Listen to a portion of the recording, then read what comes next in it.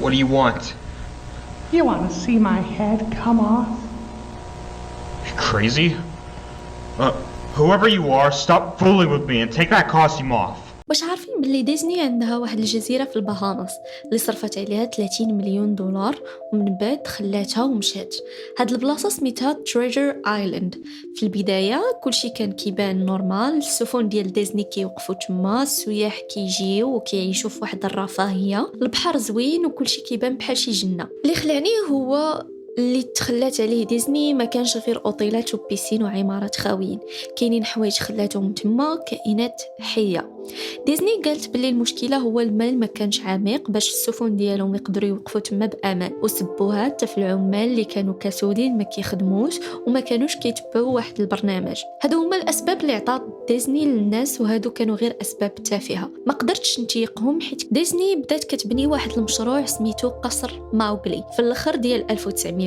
الفكره كانت واحد المنتجع بالطابع ديال الغابه اولا الادغال، وفي وسط كلشي كان خاص يكون واحد القصر كبير. ماوغلي هو واحد الطفل متخلى عليه كيعيش في الغابة، رباوه الحيوانات حيث كان قريب ليهم وعايش معاهم، وفي نفس الوقت اللي كان مهدد ومتبوع من طرف حيوانات آخرين. ماوغلي's بالاس كان مشروع مثير للجدل من البداية. ديزني شرات عدد كبير ديال الأراضي اللي غالية بزاف باش تبني هذا المشروع، وفي الواقع كانوا خرجوا فضائح فاش كانوا كيشريوه. الحكومة المحلية قالت باللي عندها الحق تاخذ الديور ديال الناس، يعني خدات العقارات من عندهم بالقانون، ومن بعد دازت وباعتهم لديزني. الديور تهدموا وما كان حتى واحد يقدر يدير شي حاجة ولا يقول شي كلمة على هاد الشيء. في البلديات التلفزة والصحافة المحلية كانوا ضد ديزني على هاد المنتجع، ولكن الموقف ديالهم تبدل. البني كمل، السياح بصح كيجيو وكيزوروا وكيبقاو في هذا المنتجع، وحتى المنطقة اللي حداهم عمرات. من بعد كل شيء وقف، ديزني سداتو وما كان حتى واحد عارف شنو واقع بالضبط، ولكن بزاف ديال الناس كانوا فرحانين بهذا الخبر ديال الخساره ديال ديزني، حيت كانت بالنسبه لهم واحد الحاجه كتضحك وكتفرح، خصوصا الناس اللي كانوا من الاساس ما بغاوش هذا المنتجع يتبنى تما. انا الصراحه ما رديتش البال ولا ما كنتش مهتم بزاف، وهذا الشيء كان اكثر من 10 سنين هذه. واخا جزيره ايميرالد كانت بعيده عليا غير ب4 سوايع، دونك غير سمعت شي هضره عليها ولكن ما مشيتش شفت البلاصه ولا عرفتها. كانوا كيدوروا شي اشاعات باللي ديزني ملي سدات هذا المنتجع خلات الحوت اللي كان في الاكواريوم يخرج للمياه المحليه، وحتى القرش كان بيناتهم. من هذا الشيء اللي قريت في البلوغز على ديزني خلاني نفكر باللي غيكون تجربه واعره لا مشيت لماوغلي بالاس، حيت داك الشيء داز عليه بزاف. ناخذ شي تصاور نكتب على التجربه ديالي، وممكن نجيب معايا شي حاجه للدار كتذكار. خديت الوقت تقريبا شي عام، عارف باللي بزاف ولكن ماشي حيت كنت مخلوع، ولكن حيت ما كانوش عندي بزاف ديال المعلومات. من غير واحد الخريطه اللي كانت تفرقات ديك الوقيته على كاع الناس اللي ساكنين قريب. ولكن الحاجه اللي كانت غريبه هي حتى واحد قبل مني ما بان ليه يدير بلوغ على هاد البلاصه ولا يحط شي بوست وشي تصويره عليها. حتى القنوات التلفزيونيه ولا الصحف تحد ما دوا على هاد المنتجع، ولكن هاد الشيء كان منتظر حيت هما كاملين كانوا مع ديزني، ما غيمشيوش يبداو يفضحوا فيهم. السكان المحليين ما عاونوني بوالو، حيت اكثرهم كانوا ناس جداد اللي يلاه جاو ولا ناس قدام اللي كانوا عايشين اللي غير كيشوفوني بواحد الطريقه غريبه واشارات خايبه ملي كنقول لهم فين نقدر نلقى القصر ديال ماوغلي. شديت الطريق وكانت عباره على واحد الممر طويل بزاف عامر بالشجر والنباتات. كنت مصدوم بزاف ملي وصلت للبيبان الكبار ديال المنتجع. الباب كان ديال الخشب ومعلقه فيه واحد البلاكات الحديد مكتوب عليها بليد وبلون الكحل abandoned by Disney. الباب كان محلول باش يدوس فيه غير شخص واحد. خديت الكاميرا ديجيتال ديالي والخريطه اللي من الجهه الاخرى ديالها كان كيبان فيها الديزاين ديال المنتجع، الدخله ديالو حتى هي عامره بالنباتات، كاع داكشي اللي بقى من اي بنايه كان مهرس ومعفن، وشي قطع ديال المواد اللي محروقه اللي ما بقيتش عارف شنو كانوا اصلا. احسن حاجه اللي لقيت في داك المنتجع كانت واحد التمثال ديال بالو، داك الدب من جانجل بوك اللي كان واقف واحد الفناء صغير قدام القصر، واقف بحال الا كيحيي شي واحد وهو فرحان، ولكن ما كان حتى واحد قدامه. قربت للقصر لقيت الحيوط كاملين عامرين بغرافيتي في بلايص اللي مازال ما تقشرش فيهم اللون.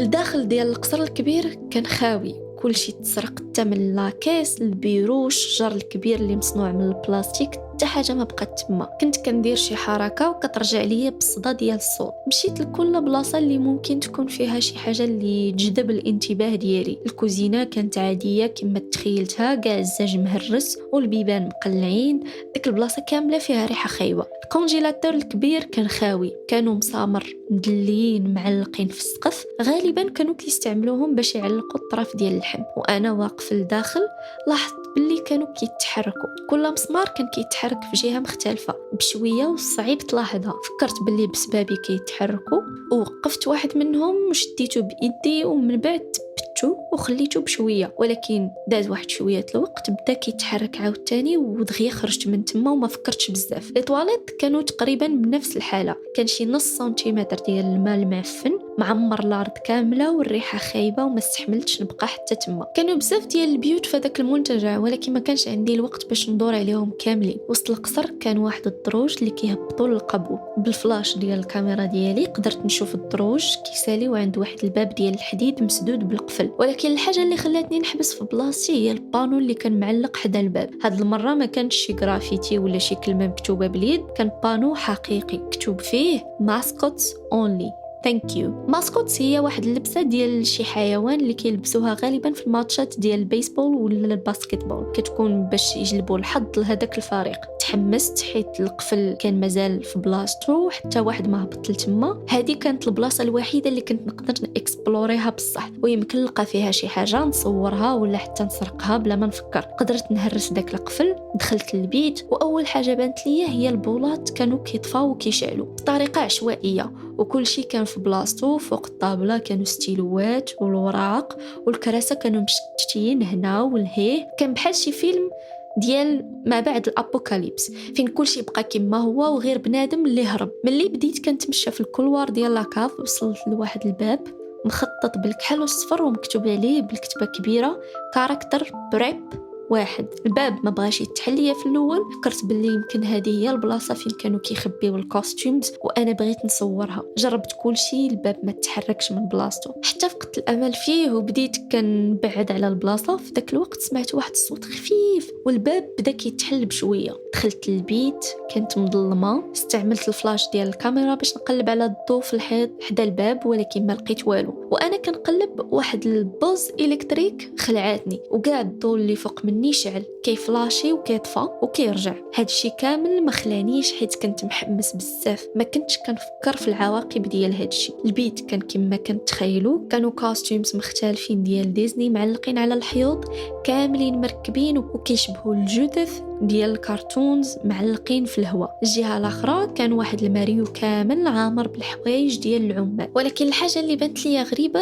واللي بغيت نصورها هي الكوستيوم ديال ميكي ماوس في وسط البيت. كان عكس باقي الكوستيومز، كان مليوح في الارض، الزغب ديال الكوستيم كان معفن وكيطيح، وهذا الشيء خلى بلايص منه يكونوا عريانين. ولكن الحاجه الاخرى الغريبه كانت هي اللون ديال الكوستيم، كان بحال واحد النيجاتيف ديال التصويره ديال ميكي ماوس الحقيقيه، كحل في بلاصه فين خاص يكون بيض وبيض في بلاصه فين خاصو يكون كحل. البلايص اللي كان لونهم احمر كانوا ولاو زرق فاتح. بديت كنصور الكوستيومز اللي معلقين في الحيوط، تصاور من الفوق من التحت من الجناب باش نبين الصف كامل ديال الوجوه ديال الكارتونز اللي مجمده ومعفنه وشي وحدين منهم عينيهم ديال البلاستيك طايحين. من بعد قررت ندير واحد التصويره ديال راس كاركتر محطوط في الارض. ديت يدي الكوستيوم ديال دونالد دوك وحيدته بشويه باش داكشي ما يتفرقش ويتفرتت تما. ملي شفت الوجه ديال داك الراس عينيه كبار ومحلولين، سمعت واحد الصوت قوي ديال شي حاجه تقرقبات وتخلعت بزاف. هبطت عيني لرجليا ولقيت بين صباطي واحد الجمجمه ديال بنادم تحطات من داك الراس ديال الماسكوت وتهرسات في الارض حدا رجلي. طلقت الراس ديال دونالد في البلاصه ومشيت ديريكت للباب، ولكن ملي وقفت في الدخله رجعت شفت الجمجمه اللي في الارض. قلت خاصني نصورها، خاصني شي دليل على هادشي اللي طرا، خصوصا الا ديزني قدرت بشي طريقه تخلي هادشي يختفي. وفي داك الوقت كان ميكي اللي كان في الارض بدا كينوض. في الاول جلس ومن بعد بدا كينوض على رجليه. واش هذا غير كوستيم ديال ميكي ماوس ولا شي واحد كان لداخل؟ واقف في وسط البيت وجهه كان كيشوف النيشان فيا. يديا كانوا كيترعدوا، قلبي كان كيضرب بالزربه ورجليا ولاو تقال. بشويه قدرت نهز الكاميرا ونوجهها لذاك المخلوق اللي قدامي، اللي دابا ولا كيشوف فيا من الفوق والتحت. السكرين ديال الكاميرا بانت فيها غير الكحوليه على شكل ديال الكوستيم ديال ميكي، وكل ما الكاميرا كتحرك في يديا بسبب الخلعه التصويره غادا وكتولي كحله كامله. من بعد الكاميرا طفات وخسرات، رجعت هزيت عينيا لميكي، قال بواحد الصوت خافت وبالصوت الحقيقي ديال ميكي ماوس. Wanna see my head come off? بدا كيجبد راسو بيديه وكيحاول يدخل صباعو الغلاظ بالليقات ديال الكوستيم حدا عنقو، وهو معصب وكيحاول يقلع راسو، والدم بدا كيخرج، دم بزاف، دم غليظ كيخرج متكتل وصفر. دورت وجهي ملي سمعت الصوت ديال القماش واللحم كيتشق، ما بقيتش كنفكر في حتى شي حاجه غير كيفاش نهرب. في الدخله ديال البيت شفت اخر ميساج في الحديده مكتوب فيها بالضفار abandoned by God. بكاع الجهد والقوة اللي باقا عندي خرجت من تما، ما شفتش مورايا باش نحافظ على العقل ديالي الا ما كانش على حياتي. واش فهمتوا علاش ديزني ما بغاتش حتى شي حد يعرف هاد البلاصه؟ ما بغاتش شي واحد بحالي يدخل تما، واكثر من هاد الشيء ما بغاتش شي حاجه بحال هادي تخرج من تما.